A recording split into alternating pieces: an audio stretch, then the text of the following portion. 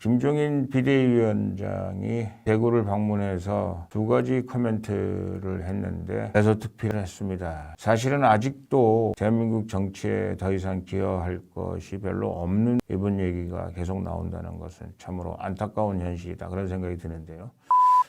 어찌되었든 두 가지 코멘트를 하고 있습니다. 첫 번째는 별의 순간은 아무나 오는 것이 아니다. 윤석열이 뚜렷한 비전 제시를 하고 있지 못하다.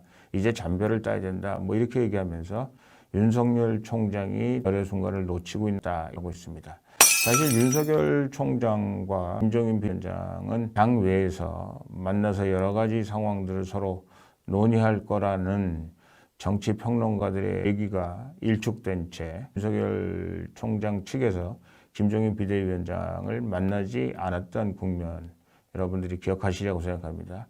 그래서 이분이 뭐 최재형 감사원장이 어떠느니 김동연 부총리가 어떠느니 전죽을 울려가면서 윤석열 총장이 김종인 비대위원장을 찾는 모습, 뭐 이런 것들을 만들려고 노력했던 것 같은데 지금까지도 앞으로도 컨택을 하지 않을 것 같은 전망들이 있어서 그나마 다행이다, 그런 생각을 합니다. 그러나 윤석열 총장은 앞으로 대통령 후보가 된다면 어떤 대통령 후보가 되겠다, 정치적인 철학, 신념, 이것을 밝히는 것이 저는 굉장히 중요하다고 여러 번 강조를 했음에도 불구하고 그것에 관해서 이 얘기를 아직도 하고 있지 않습니다.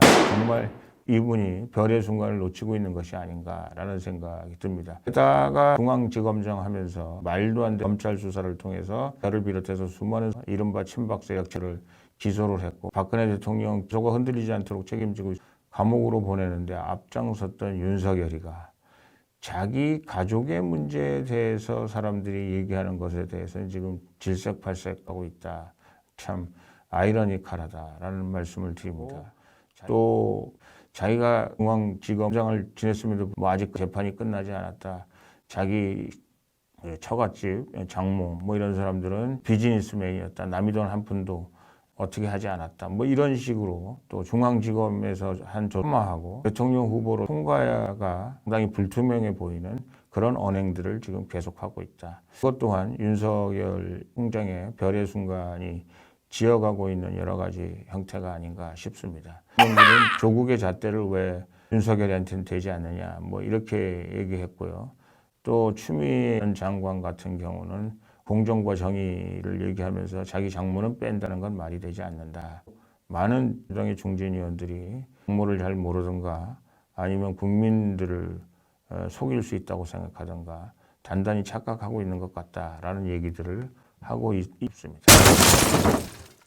김종인 위원장이 또 이준석 편을 들고 나섰습니다.